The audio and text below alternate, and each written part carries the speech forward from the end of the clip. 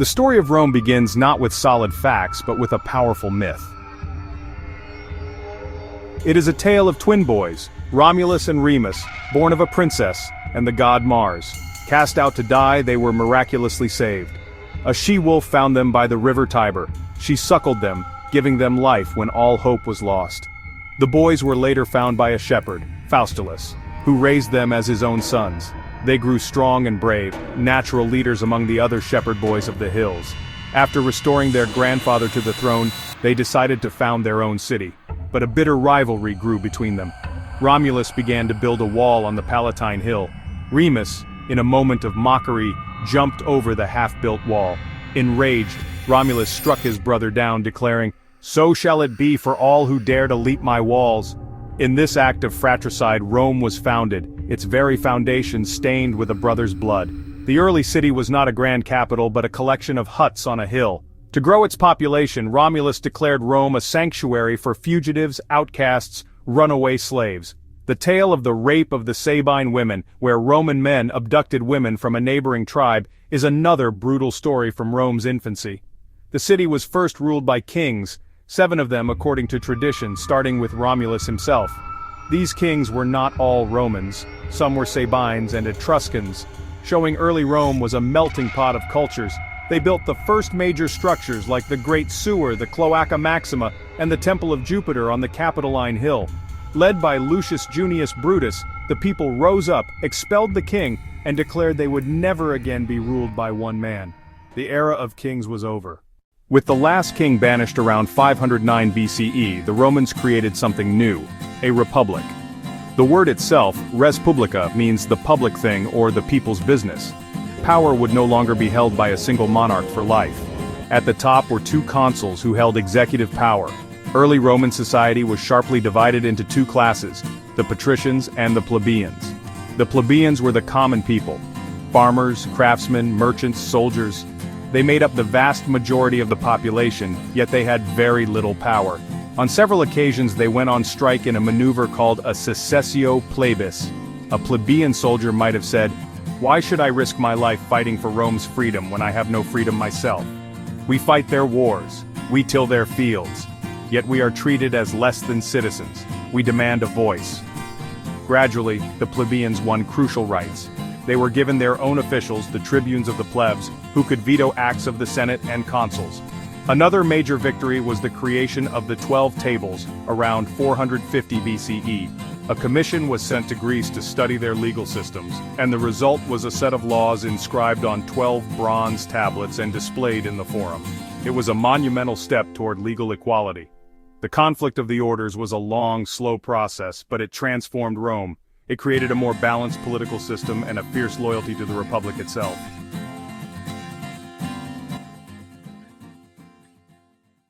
As the Republic resolved its internal conflicts, its power began to spread beyond the city walls.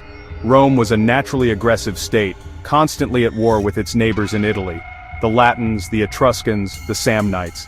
Through a combination of military discipline, clever alliances, and sheer persistence, Rome gradually conquered the entire Italian peninsula. But their greatest test was yet to come. Across the sea, in North Africa, lay the powerful city of Carthage. A great trading power with a vast maritime empire, Carthage was Rome's only real rival in the Western Mediterranean. The struggle between Rome and Carthage is known as the Punic Wars, a series of 3 brutal conflicts that spanned more than a century. The Romans, not a naval power, ingeniously reverse-engineered a captured Carthaginian ship and built a massive fleet. They added a new invention, the corvus, a boarding bridge that allowed their superior soldiers to fight on enemy decks as if on land. The Second War would bring Rome to the very brink of destruction, thanks to one of history's greatest military geniuses, Hannibal Barca. In 218 BCE, Hannibal did the unthinkable. He marched an army, complete with war elephants, from Spain, over the Pyrenees, and across the treacherous snow-covered Alps into Italy. At the Battle of Cannae, he used a brilliant double envelopment tactic to completely surround and annihilate a much larger Roman army. Fear gripped the city. The phrase "Hannibal ad portas," Hannibal at the gates, became a Roman way of expressing ultimate crisis. A Roman citizen during that time might have whispered in the Forum, "The gods have abandoned us, our legions are broken, our allies defecting." Hannibal is a monster, not a man. He moves through Italy as if it is his own. How can our republic survive? Yet Rome did not break. A young Roman general, Scipio, took the fight to Carthage's territories in Spain and then directly to Africa. At the Battle of Zama, Scipio finally defeated Hannibal, earning the name Africanus and ending the war. Rome had faced its darkest hour and emerged stronger than ever. The Punic Wars left Rome the undisputed master of the Mediterranean. But victory brought new problems. Vast wealth poured into the city, creating a huge gap between the super-rich and the poor. The small-scale farmer, the traditional backbone of the Roman army, was driven off his land by large, slave-run estates called latifundia. This created a landless, angry urban mob in Rome. Into this turbulent world stepped Gaius Julius Caesar. Born into a noble but not particularly wealthy family, Caesar was brilliant, charismatic, and boundlessly ambitious. He rose through the political ranks, forming a powerful alliance with two other strongmen, Pompey and Crassus, known as the First Triumvirate. Caesar secured the governorship of Gaul, which is modern France. For nearly a decade he waged a brutal and successful campaign, conquering all of Gaul for Rome. He was a brilliant writer as well as a general, and his commentaries on the Gallic War were masterfully crafted propaganda, keeping his name and victories on everyone's lips back in Rome. Caesar's success and popularity made him a threat to his rivals in the Senate, particularly his former ally Pompey. The Senate ordered him to disband his army and return to Rome as a private citizen, where he would surely face prosecution. A legionary loyal to Caesar might have thought, "We have followed him for 10 years. We have conquered 1,000 towns and defeated 300 tribes. He shares our hardships and rewards our valor. The politicians in Rome are jealous cowards. We will follow Caesar wherever he leads, even against Rome itself." In 49 BCE, Caesar made a fateful decision. He led his legion across the Rubicon River, the northern boundary of Italy. As he crossed, he reportedly uttered the words, "Alea iacta est," the die is cast. Civil war was now inevitable. Caesar swiftly defeated Pompey and his other enemies, chasing them across the Mediterranean. He became the undisputed master of the Roman world. On the Ides of March 15, 44 BCE, a group of senators calling themselves the Liberators cornered Caesar in a meeting hall and stabbed him to death. Caesar's assassination did not restore the Republic. Instead, it plunged Rome into 13 more years of bloody civil war. The main players were Mark Antony and Octavian, Caesar's young, cunning grandnephew and adopted heir. They allied to hunt the assassins, then fractured. Antony held the rich eastern provinces and had a powerful ally, Cleopatra. Octavian held Italy and the west. The final showdown came at the naval battle of Actium, 31 BCE, with Agrippa commanding Octavian's fleet. Decisive defeat of Antony and Cleopatra. They fled to Egypt and committed suicide. Octavian was now sole ruler. Having won the war, Octavian now faced the far more difficult task of winning the peace. The Roman people were exhausted after decades of civil strife. Octavian was a political genius. He knew Romans would not accept a king. He staged masterful political theater. In 27 BCE, Octavian appeared before the Senate. He proclaimed he was restoring the Republic and handed powers back. The senators urged him to accept powers and the name Augustus. He became princeps, first citizen, not king. The Republic in theory survived. The Senate still met, elections were still held. In practice, Augustus held real power. He controlled the army, the treasury, and the most important provinces. He created the Principate, a monarchy disguised as a republic. He ruled for over 40 years. This era became known as the Pax Romana, an age of stability, prosperity, and security. Trade flourished, frontiers were secure, provinces were governed more fairly. Augustus was a great builder and patron. I found Rome a city of brick and left it a city of marble. He sponsored poets like Virgil and Horace. Their works celebrated Roman values and the glory of his new age. A merchant might have said, "Now I can send my goods from Spain to Syria without fear. The legions guard the borders, the aqueducts bring fresh water. The gods have truly blessed the divine Augustuses." At its height, the city of Rome was a marvel of the ancient world, a bustling metropolis of over 1 million people. It was a city of stark contrasts. Magnificent marble temples, towering basilicas, and opulent private villas stood alongside crowded insulae, rickety balconies, and dangerously flammable wooden apartment blocks. The rich, a tiny minority, lived lives of incredible luxury. They hosted lavish dinner parties with exotic foods, attended by slaves who catered to their every whim. Their homes were decorated with intricate mosaics and beautiful frescoes. They spent their days engaged in politics, business, and leisure. For the vast majority of Romans, the urban poor, life was a daily struggle. They were crammed into tiny, dark apartments in the insulae with no running water, no sanitation, no kitchens. The threat of fire and building collapse was constant. A baker might have said, "I wake before the sun to bake bread for others, yet I can barely afford a loaf for my own family. We live in a single room, 4 stories up.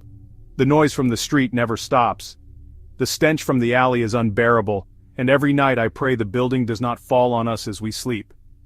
The government kept this massive, potentially volatile population in check with a simple formula: panem et circenses, bread and circuses.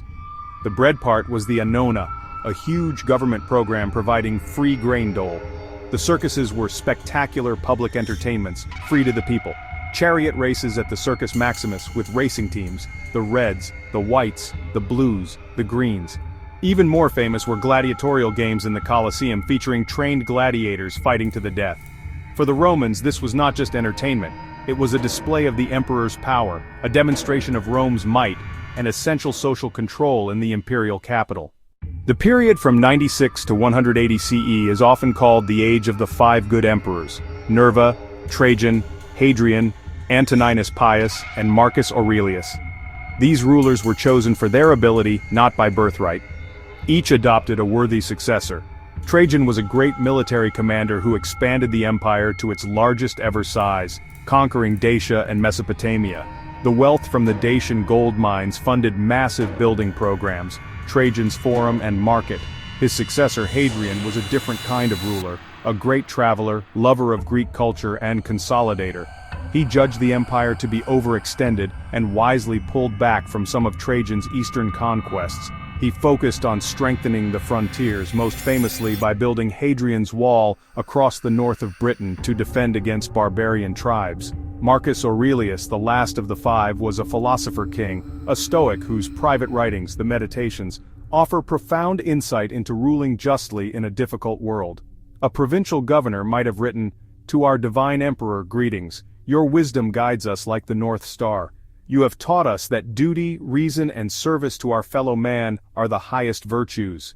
Even as you lead our legions against the northern tribes, your example of calm resolve gives strength to the entire empire." Despite his philosophical nature, his reign was plagued by warfare on the frontiers and a devastating plague that swept through the empire. The death of Marcus Aurelius in 180 CE marked a turning point. He broke with the tradition of adoption and made his own cruel son Commodus his successor. The reign of Commodus, who famously fought as a gladiator in the arena, was a disaster.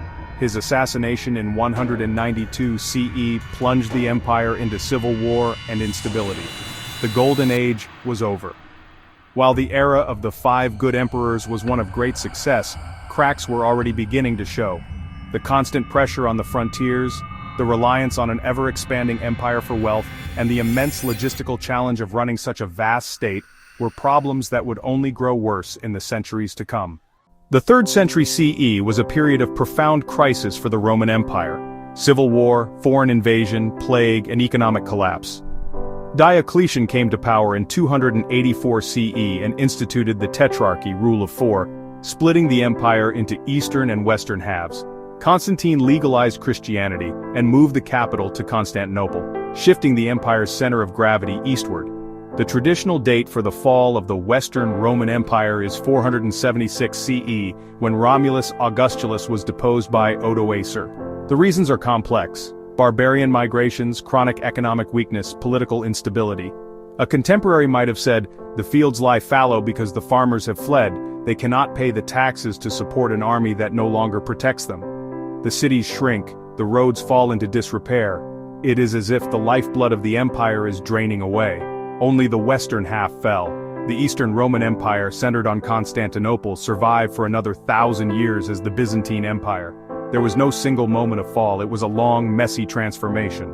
So what can we learn? Rome's legacy is everywhere: languages, laws, architecture, arches, domes, columns, ideas about government, citizenship, empire. Rome's story teaches how high a civilization can rise, and the dangers it faces. Civic virtue and a balanced republic can build greatness, but ambition, inequality, and internal division can destroy even the mightiest empires. Even the mightiest empires are not eternal. Yet Rome's influence echoes through the ages, reminding us that the lessons of history are as relevant today as they were 2,000 years ago. The story of Rome, from myth to republic to empire to legacy, continues to shape our world.